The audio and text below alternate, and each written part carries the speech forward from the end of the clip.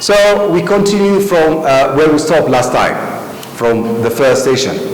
So today we shall continue from where we stopped, focusing on strengths, skills, and resources. The topic that we are going to discuss is making client goals and preference central. In this regard, solution-focused therapy and other therapeutic approaches are most effective when the process is gentle and tailored to the client's needs goals. The idea is to focus on the client's goals and advance at their own pace rather than distracting them with showy techniques or exercises.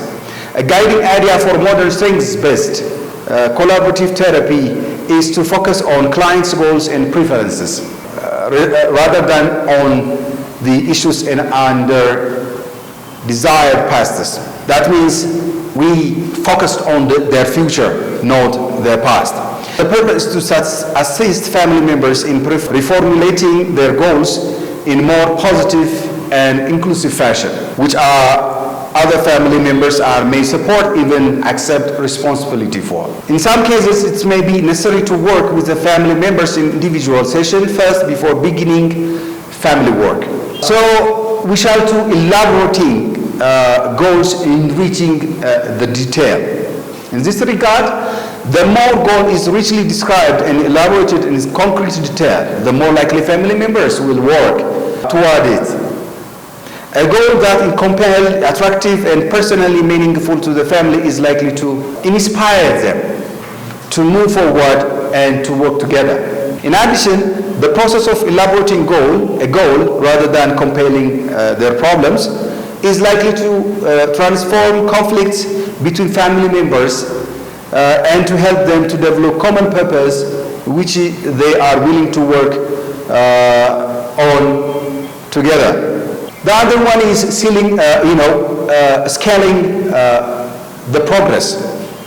Once a goal for future has been clearly defined, it's critical to reconnect with present and investigate the progress the family has already made to look for the elements of the miracle that are already occurring in their lives. Scaling questions are one of the most effective methods of accomplishing our goal. For example, we can communicate with our clients like, so how close are you in these goals? Say on a scale of 1 to 10, where 10 is the miracle happening and what is the farthest away you have been. So when we ask them, they will tell us where they are or where they think they are. Scaling questions also facilitate the breaking down of goals into small, manageable steps. This question becomes, what would it take to move 1 point or half point ahead on the scale? The aim is to help the family describe what would things look like or what would be happening if things were just a little bit better in the family or if they had made a small step of progress toward their goals. Living out of your dreams, their dreams. Focusing on a goal, preferences, values, and inspiration rather than problems, complaints, benefits a person regardless of whether external progress is achieved toward the goal. In this regard, the goal and the value of reorientation has several advantages, such as individuals living from their values rather than their difficulties. They begin to recognize and attain examples of their objectives, preferences in their lives. When we assist clients in articulating personality meaningful aims and values throughout the therapeutic discourse, we have completed a portion of the therapy. That means. All right, let's see chapter 3. In this chapter, we shall see engaging and motivating families. As the book described, there is a story which is talk about the north wind and the sun. It's a fable written by the Aesop. So, a collaborative strengths-based approach in this regard to counseling children and families is more characterized by the sun approach than the north wind. which is already in the story. You may read it in your book, but let me focus on the points. So the north wind surges ahead of travelers, attempt to force him to remove his coat, but failing. On the other hand, the sun took a more calm and delicate approach. I mean, the sun used a delicate approach. It becomes effective by providing the necessary conditions for traveler to do the work what he wants. The sun did not make decision for him, but rather anxiously awaited his participation.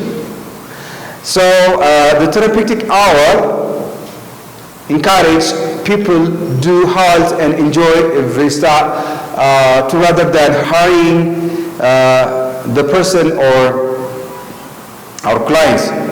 So when we come to engaging in motivating families, the process of engagement assessment can be best seen as collaborative partnership between the therapist and the child and the family. Each party brings their own expertise and knowledge. As a therapist, you bring expertise and hopefully in a therapy interviewing, often some general knowledge of the type of problems children and families face, types of solutions that are helpful. The child and the parents are experts about their own lives.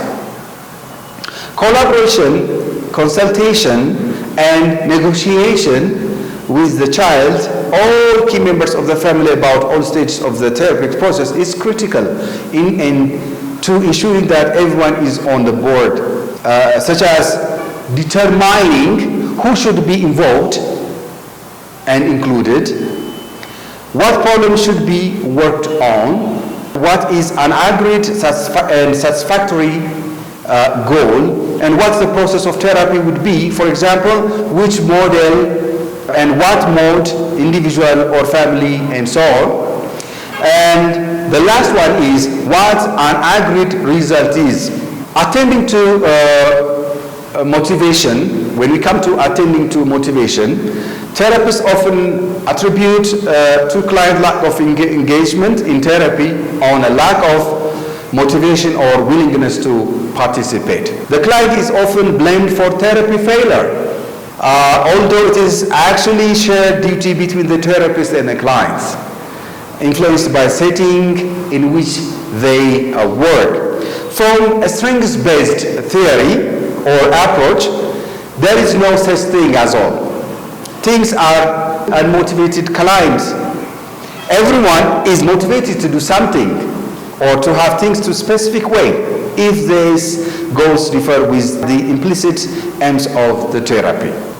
So the solution-focused therapy model, 3 levels of motivation that categorize the therapist-client relationship at any given time, notably customer complaints and visitors, which requires a different approach if therapy is to be successful. The first one is at the customer level of motivation. There are, as we have seen it, there are three types of motivations, or level of motivation. The first one is customer level of motivation. The client, in this motivation, the clients has established a goal that they believe they can move toward by changing their own thoughts and actions. The therapeutic relationship is collaborative, with therapist and client working together. The second level of motivation is complainant or plaintiff kind level of motivation. In this regards, the client thinks there is a problem, is motivated to change, but it says, he or she sees it is as something beyond their control, to do with how other people are believing and thinking. The therapeutic relationship can often be conflictual, as the client frequently wants the therapist to do something on their behalf or to persuade someone else to change. At the visitor level, the third one is a visitor level of motivation. The clients either doesn't feel that identified problem is an issue for them, or they are uninterested in identified goal of therapy and thus are not really motivated to take action. If they do get to the counselors or therapist office, it's generally because they are sent or coerced by the third party, maybe their family or somebody else. So when we see let's see this case, the three level of motivation by example. A 6-year-old boy, his name is Joy, is brought to therapy by his parents on account of concern expressed by Joy's teacher about his behavioral and attention problems in the classroom. The teacher finds him impossible to manage, want him assessed, believing he may have ADHD. She also wonders if many of the problems are caused by his parents being over permissive and letting him rule the roost at home. Mother is upset by the teacher's report because either she is denying or she don't want to be labeled her son in that way. So she is critical of how teacher handle her son in school, feeling she is on his back all the time. She is also concerned however, about the aggressive streak she sees in her son when he throws tantrum at home. She also wants him assessed also, actually. Father thinks the problem are exaggerated, particularly by the teacher, and thinks Joy is just being a normal kid, active kid. So this leads to a lot of conflict between the parent with the mother accusing the father of being uninvolved and undermining the father accusing the mother of overreacting and not being able to manage her son. And Joe seems confused by the business of coming to therapy and tune out during the family assessment meeting, playing with toys in the corner. So in this case, we found that the teacher and the mother are both at the complaint level of motivation.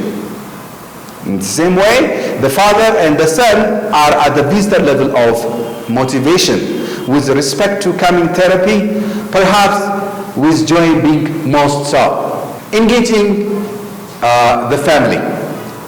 So individuals are at different levels of motivation about the same problem are often conflict with one another. Different complainant blames one another about the source of problem.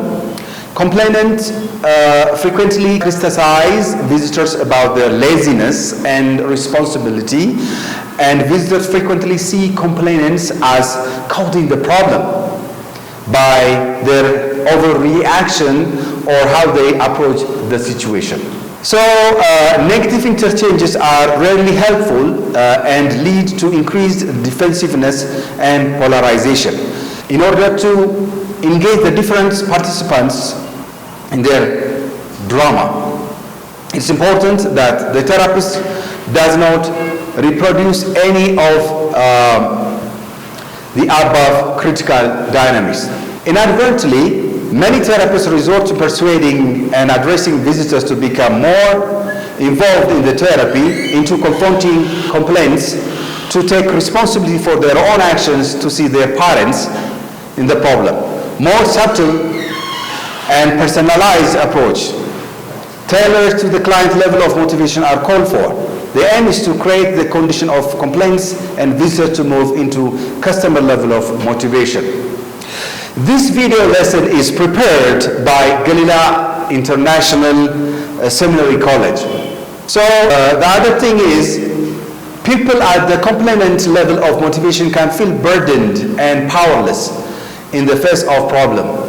They need first to be supported, nurtured, and understood by the therapist before they can become customers. They are not ready yet as a customer are. to consider how their own action caused the problem or the solution. And unlike customers will experience any do something differently, tasks as an extra burden. This first stage for a therapist is constructively understand where the client is at and to establish a supportive alliance with them. Transforming complainants into customers often involves painstaking re-examination of the data. The aim is not to ask the client to do differently, but to think differently. In this case, George says, the therapy is like a journey through a desert looking for an oasis, as long as the search for buried treasure. So, when we come to engaging visitors, rather than confronting the visitor about being not motivated about a certain goal, the solution-focused therapist works or focused on hard are trying to validate and understand their underlying positive intentions. The aim is to uncover a goal they are willing to work on, discover what they want to do, rather than clarifying what they don't want to do. When we come to engaging the children, we are supposed to, children are a unique type of client who is typically motivated as a guest, in case, as is stated in the example. Joe has feeling of being tuned out. He doesn't know, or he is confused about what they are really debating about. So during the therapy process, due to other decision, we must be extremely accommodative as therapists in order to engage them too. So the therapy procedure must be sold to youngest in a way that they can understand. Taking a problem-free interaction, whether through a play or discussion, and discovering what they are good at or love doing can help develop a different expectation, and as a result, an alliance from which a customer contract can be formed. So this is the end of the chapter 3. So let's go to the chapter 4, which is talking about becoming child and adolescent centered. Counseling, in this chapter, counseling or working therapeutically with children and adolescents differ significantly from counseling adults. They do not share adults' preferences for language and verbal communication and adult conversation, and conventions do not apply to how youngsters interact.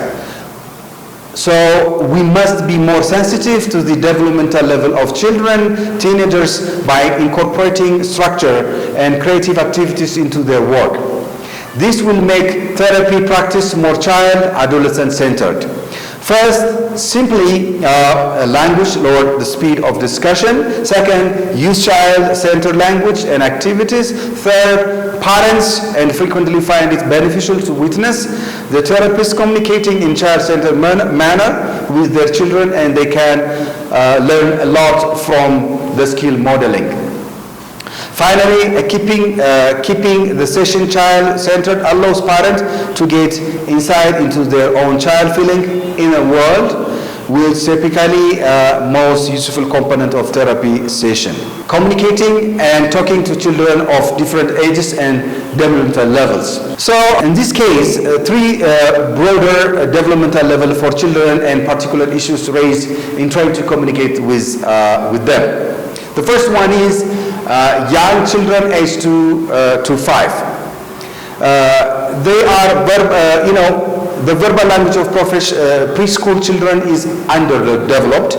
Most of their communication is non-verbal via gesture, facial expressions, and behavior, including crying and tantrum. In addition, preschool children are concrete in their thinking, immediate in their behavior.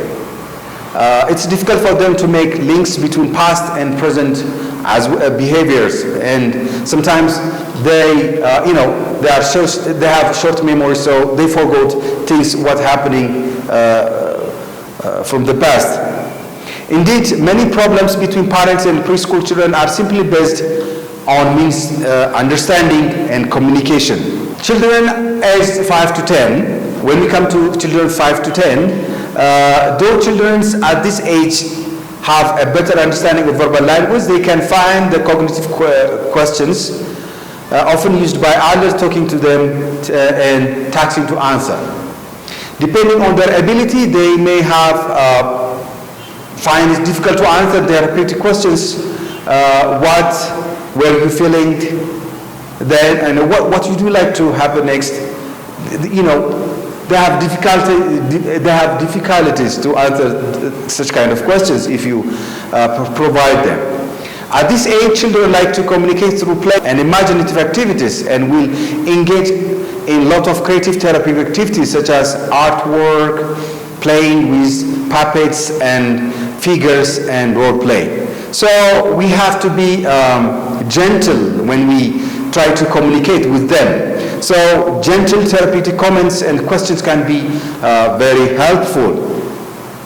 So when we come to adults 11 to 16, children at this age gain the ability to think about what the world in much more complicated ways, and can become more verbal and accustomed to exclusively using language to express themselves.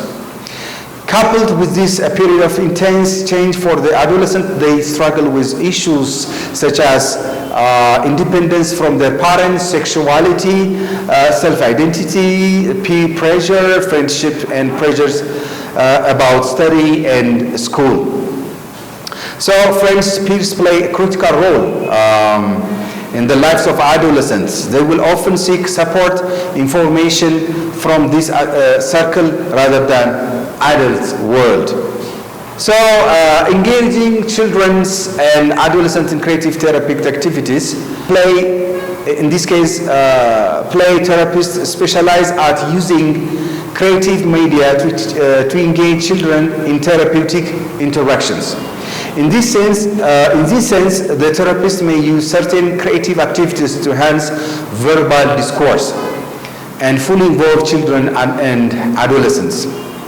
Creative therapeutic activities may be construction materials. We may apply, we may expose them to artwork and drawings, reading storybooks, worksheets and workbooks, and or we may expose them or give them a chance to use puppets and figures in order to communicate with them and know what they are thinking. So this is the last session of chapter 4, and let's go to chapter 5, which is called Structure of a Strengths-Based Session. So in this chapter, in chapter 5, we found good plans shape good decisions. That's why good planning helps to make inclusive dreams come true. It's a quote of Lester R. Berg. So in this structure of strengths-based session, to ensure therapeutic benefits, it's helpful to have a plan for meeting structure, whether they are a psychologist, a social worker, or caregiver.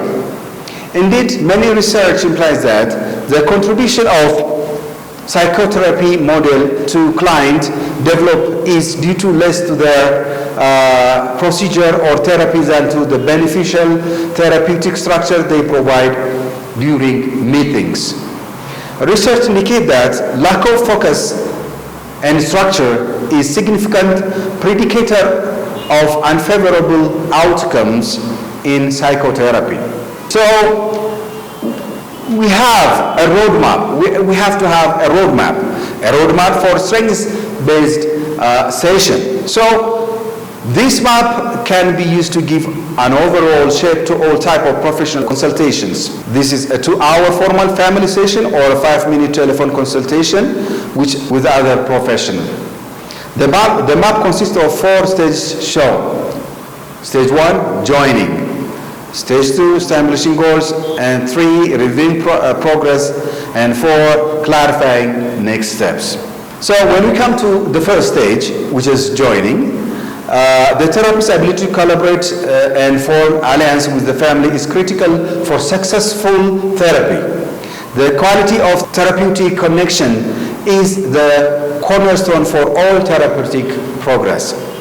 To build a productive alliance, it's crucial to engage families in their communities, have respectful, inclusive talk with referrers and family members, and provide peer information. In stage 2, which is establishing goals, clarifying the problem to be addressed, goals has to be set, and therapeutic goals also set too. So in stage 3, which is reviewing progress, we have to investigate some of the family's previous solutions. The therapist is interested in discussing the greatest answers and ideas available to the family. In stage 4, clarifying the next actions, a successful professional consultation should have a lasting impact on clients' life beyond appointment. Thus, it is beneficial to give clients some time near the end of session to consider how they want to proceed or what they want to happen next. Let's go to chapter 6. Saying this, let's see chapter 6. It is constructive understanding, formulation, and diagnosis. This video lesson is prepared by Gelila Seminary, College. Chapter 6, let's see chapter 6, which says constructive understanding and formulation diagnosis. In clinical practice, a rising percentage of parents are aware of the many disorders, categorize and actively look for them when they visit in institutions.